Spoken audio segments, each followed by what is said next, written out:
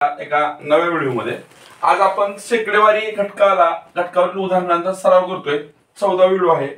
जी उदाहरणं आपण वेन आकृतीच्या सहाय्याने सोडवू शकतो। अशा प्रकारच्या उदाहरणात थोडीशी काठिण्य पातळी म्हणून कालचा जो प्रकार बघितला होता त्याच्यापेक्षा थोडीशी काठिण्य पातळी वाढवलेला प्रकार आहे।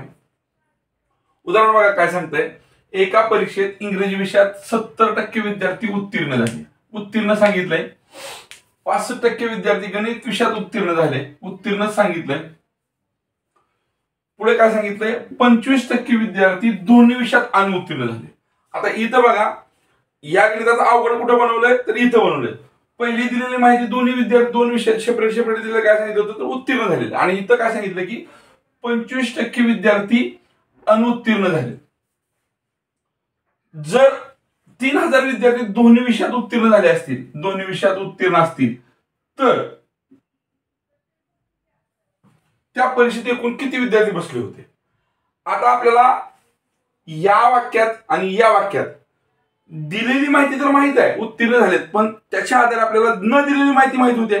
म्हणजे समजा आता विषयाचं नाव लिहू आपण समजून घेण्यासाठी थोडंसं स्पष्ट घेऊया। विषय आणि विषय कुठला समजा गणित घेतला।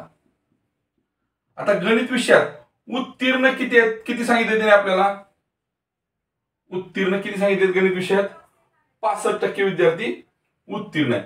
याचाच अर्थ अनुत्तीर्ण किती आहेत म्हणजे जी माहिती आपल्याला अनुत्तीर्ण जी नाही सांगितली ती माहिती आपण काढून घेतली 35% अनुत्तीर्ण आहेत। त्याच पद्धतीने इंग्रजी विषयात उत्तीर्ण किती म्हणून सांगितलं आपल्याला 70%। म्हणजेच दोन्ही विषयात अनुत्तीर्ण किती झाले सॉरी इंग्रजी विषयात अनुत्तीर्ण किती झाले 30% झाले। आणि दोन्ही विषयात ह्या दोन्ही विषयात आपल्याला काय सांगितलं दोन्ही विषयात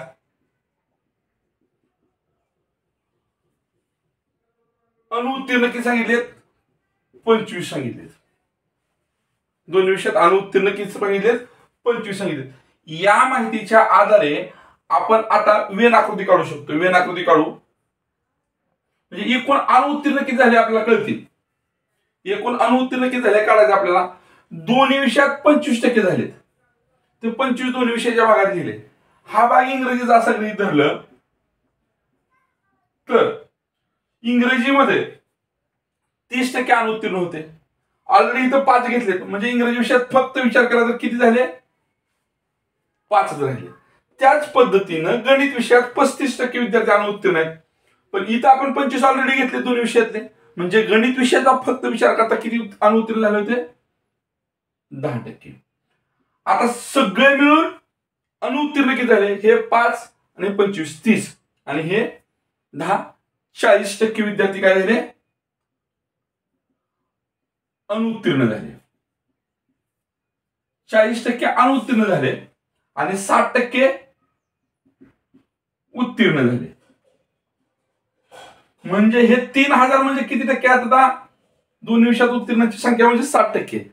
म्हणजे 60% ची किंमत किती झाली आपली 3000 झाली। तर 100% ची किती होईल 100% ची किती होईल त्रैराशिक मांडून आपण उदाहरण सोडवू शकतो। 100 गुणिले 3000 भागिले 60 ह्या शून्याला हा शून्य गेला 2 पंचे 10 2 त्रिक 6 3 एक 3 इथं 100 आलं आणि हे 50 म्हणजेच 100 गुणिले 50 बरोबर 5000 विद्यार्थी त्या परीक्षेला बसले होते। एक एक टप्पा आपण लक्षात घ्यायचा। ज्यावेळेस देताना माहिती एक उत्तीर्ण आणि एक अनुत्तीर्ण दिला असेल त्यावेळेस न दिलेली माहिती आपण काढून घ्यायची। दोन्ही विषयात जे दिलंय ते आपल्याला वेन आकृतीत घ्यायचं आहे त्यामुळे ही माहिती आपल्याला माहित करून घ्यायची आहे आणि मग अशा पद्धतीने मांडून घ्यायचं। गणित विषयात उत्तीर्ण दिलेत अनुत्तीर्ण किती झाले इंग्रजी विषयात उत्तीर्ण दिलेत अनुत्तीर्ण किती झाले दोन्ही विषयात अनुत्तीर्ण दिलेत हा कॉमन आहे वेन आकृती काढली। वेन आकृतीमध्ये हे दोन विषयात 25 लिहिले त्या संदर्भाने 30 ची आणि 35 ची तुलना करून फक्त विषयाचे काढले म्हणजे याची बेरीज केल्यानंतर एकूण अनुत्तीर्ण संख्या निघाली 40%। आपल्याला दिली होती उत्तीर्णांची संख्या, उत्तीर्णांची संख्या 3000 आहे. 60% म्हणजे 3000 आहे. ह्या 40% आपल्या लक्षात आलं की 40% अनुत्तीर्ण आहेत, म्हणजे उत्तीर्ण किती आहेत 60%, आणि 60% म्हणजे किती आहे 3000. मग 60% म्हणजे 3000, तर 100% म्हणजे किती 5000. अशा पद्धतीने हे शिस्तबद्ध पायरीने आपल्याला उदाहरण सोडवायचं आहे. आताच्याच उदाहरणासारखं उदाहरण आहे. उदाहरण दिसताना खूप मोठी माहिती दिसते, पण आपल्या कामाचा भागच इथला आपण लक्ष द्यायचं आहे. बँकेत नोकरीसाठी अर्ज केलेल्या उमेदवारांची इंग्रजी व गणित विषयांची परीक्षा घेण्यात आली. याचा आणि आपल्या उदाहरण सोडवण्याचा काहीच संबंध नाही. पुढे बसलेल्या विद्यार्थ्यांपैकी इंग्रजी विषयात किंवा इंग्रजीत 75% विद्यार्थी उत्तीर्ण झाले, 75% विद्यार्थी उत्तीर्ण झाले, तर गणितात 80% विद्यार्थी उत्तीर्ण झाले. परंतु 18% विद्यार्थी दोन्ही विषयात अनुत्तीर्ण झाले. इंग्रजीचे उत्तीर्ण दिलेत, गणिताचे उत्तीर्ण दिलेत, आणि देताना परत दोन्ही विषयातले काय दिलेत अनुत्तीर्ण दिलेत. म्हणजे इथं आपल्याला न दिलेली माहिती, दिलेल्या माहितीबरोबर छुपी जी माहिती आहे ती काढून घ्यावी लागणार आहे. मग ती काढून घेऊन आपण उदाहरण सोडवणार आहोत. आणि मग पुढे काय सांगितलं की दोन्ही विषयात एकूण 292 विद्यार्थी पास झाले आणि त्यांना नोकरीवर घेतलं. आता हे दोन्ही विषयात अनुत्तीर्ण झालेले आणि एकूण अनुत्तीर्ण किती झाले आणि त्याची टक्केवारी किती, आणि ह्या 292 उत्तीर्ण झाल्यांची टक्केवारी किती, याचा मेळ लावा लागेल. बघूया आपण सोडू. आता विषय मागाप्रमाणेच करूया. विषय पहिल्यांदा आपण इंग्रजी घेऊया. इंग्रजी आता उत्तीर्ण किती आहेत इंग्रजी विषयात, तर 75%. म्हणजे इंग्रजी विषयात अनुत्तीर्ण किती झाले 25% झाले, बरोबर का. त्याचप्रमाणे गणित विषयात उत्तीर्ण किती आहेत 80%, म्हणजे अनुत्तीर्ण किती झाले 20% झाले. पण या दोन्ही विषयात अनुत्तीर्ण होणारी संख्या आपल्याला दिली आहे 18%. हे आपण मेन आकृतीत मांडून घ्यायचं. कुठलं दोन्ही विषयात ही माहिती आपल्याला काढणं अपेक्षित होतं पहिल्यांदा. ही आपण माहिती काढली, इथं 18 लिहिलं, म्हणजे समजा हा वर्तुळ इंग्रजीचा आहे, हा वर्तुळ गणिताचा आहे. इंग्रजीत अनुत्तीर्ण 25% आहेत, त्यातले इथं कॉमन मध्ये 18 गेलेत, म्हणजे इंग्रजीत फक्त इंग्रजी विषयाकरता अनुत्तीर्ण किती आहेत 7 आहेत. त्याच पद्धतीनं गणिताचा विचार करता 20% विद्यार्थी अनुत्तीर्ण आहेत, त्यातले 18 कॉमन मध्ये गेले, दोन्ही विषयात आहेत, म्हणजे राहिले किती 2%. आता याची बेरीज करायची. 18 आणि 2 20, 20 आणि 7 27, म्हणजे 27% विद्यार्थी अनुत्तीर्ण झाले. किती 27% विद्यार्थी अनुत्तीर्ण झाले. म्हणजे उत्तीर्ण किती टक्के झाले, 100 मधनं 27 गेलं तर 73% उत्तीर्ण झाले. किती झाले 73. आणि मग आपल्याला ह्या 73%ची व्हॅल्यू दिले. 73% म्हणजेच 292 आहे. 73% म्हणजे किती आहे 292. मग 100 म्हणजे किती काढावं लागेल, 100 म्हणजे किती, हा गुणाकार करायचा हा भागाकार करायचा. x बरोबर हे x मानू आपण, 292 गुणिले 100 भागिले 73. आता 73 ही एक मूळ संख्या स्वतःच, त्यामुळे तिला दुसऱ्या कुठल्या संख्येने भाग जाईल असं आपण म्हणू शकत नाही.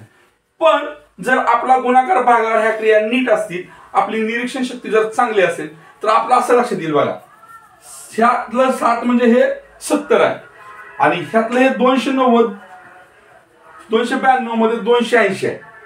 ह्या 70 ला 280 ला भाग घातला तर 4चा भाग बसला, उरले वर 12 आणि खाली उरले 3, त्या 3 न वर भागला तर बरोबर 4चाच भाग बसतो. म्हणजे ह्या 73 न 73 1 73 73 चोक 292, 292 ला जर भागलं तर 4चा भाग बसतो. आणि मग 4 गुणिले 100 बरोबर 400, म्हणजे त्या परीक्षेत एकूण विद्यार्थी किती बसले होते 400 बसले होते. दिलेल्या माहितीच्या आधारे न दिलेली माहिती काढणे, ती न दिलेली माहिती दिलेल्या माहिती बरोबर जुळवून घेणे. ही दिली आहे ना आपल्याला माहिती, जुळवून घेणे. जुळवून घेतल्यानंतर दिलेल्या माहितीला पुढे जुळवून घ्यायची. कुठे जुळवून घ्यायची, तर ह्या 292 वर ह्या दिलेल्या माहितीच्या आधारे पुन्हा न दिलेली माहिती काढणे, आणि ह्या न दिलेल्या माहितीच्या आधारे ही दिलेली माहिती जोडून एकूण विद्यार्थी संख्या काढणे. असं खूप कमी वेळात हे उदाहरण होतं. उदाहरण बघा मित्रांनो, क्रम बदलला दिलेल्या माहितीचा. उदाहरण त्याच प्रकारचं आहे. एका गावात मराठी जाणणारे 82%, हिंदी जाणणारे 76% लोक असून दोन्ही भाषा जाणणारे 2244 लोक आहेत. तर त्या गावात दोन्ही भाषा न जाणणारे 8% लोक आहेत. तर त्या गावची लोकसंख्या किती? दिलेल्या माहितीचा क्रम सोडवून आपण दिलेल्या माहितीच्या आधारे दिलेली माहिती काढायला जाणार आहोत. पहिल्यांदा त्या गावात मराठी जाणणारे लोक बघू आपण. किती टक्के आहेत? मराठी जाणणारे 82%. याचाच अर्थ मराठी न जाणणारे किती? 18%. त्याच पद्धतीनं हिंदी जाणणारे किती लोक आहेत? 76% लोक आहेत. म्हणजे हिंदी न जाणणारे किती आहेत? 24%. या दिलेल्या माहितीच्या आधारे चुपी न दिलेली माहिती आपण काढून घेतली आणि ह्याच माहितीचा पुन्हा आपण काय करतोय, दिलेल्या माहितीचा या काढलेल्या माहितीची संपर्क किंवा संबंध जोडणार. किती लोक आहेत न दिलेले? भाषा जाणणारे 2240 आहेत आणि भाषा न जाणणारे लोक किती आहेत? 8% आहेत. ह्या माहितीचा आपण इथे संपर्क जोडला. आता व्हेन आकृतीच्या आधारे एकूण मराठी भाषा न जाणणारे दोन्ही भाषा न जाणणारे लोक किती आहेत? दोन्ही भाषा जाणणाऱ्या लोकांची टक्के किती आहेत ते बघू. हे 8 लिहिलं, मराठी आणि हिंदी. या मराठी बदले 8% इथं ऑलरेडी आपण घेतले. म्हणजे फक्त मराठीचा विचार करता किती राहिले? 18 मधून ते 8 वजा केले तर 10 राहिले आणि या 24 मधून हे 8 ऑलरेडी वजा केले, इथे कॉमन मध्ये घेतले, त्याच्यामुळे 16 राहिले. आता न जाणणारे एकूण किती झाले? 10 आणि 8 18, 18 आणि 6 24 आणि 10 34% लोक हे दोन्ही भाषा न जाणणार आहेत. 34% लोक हे दोन्ही भाषा न जाणणार आहेत. दोन्ही भाषा न जाणणारे.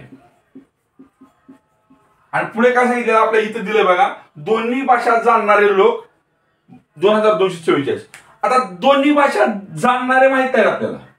आपण न दिलेल्या माहितीच्या आधारे हे काढलंय की बाबा दोन्ही भाषा न जाणणारे 34% आहेत. दोन्ही भाषा जाणणारे किती टक्के झाले? 100 मधून 34 वजा केलं, किती टक्के झाले? 66% झाले. वजाबाकी केली आणि ह्या 66%ची दिलेल्या माहितीवर आपल्याला जोड लावायची आहे. हे 66% म्हणजेच किती आहेत? दोन्ही भाषा जाणणारे म्हणजेच 2244 आहे. जर 66% म्हणजे 2244 असेल, 66% म्हणजे 2244 असेल, तर 100% म्हणजे किती? म्हणजे त्या गावची लोकसंख्या. करूया आपण. आता 100 गुणुले 2244 भागिले 66 केले. आता इथं भाग आपण घालवायचा आहे. 11/66. 11 भाग घालूया आधी, आपल्याला जाते. 11 दुने 22. पुढचं 4 घेतलं, भाग जात नाही. हा भाग इथला खूप महत्वाचा आहे. 4 घेतलंय पुढचं तरी पण भाग जात नाही, म्हणून 0चा भाग दिला. म्हणून 0चा भाग दिला. त्या 4च्या पुढे पुढचं 4 घेतलं, ते झालं 44. 11 चोक 44. आता 204 आहे आणि खाली 6 आहे. 6 एक 6, 6 त्रिक 18, उरले 2.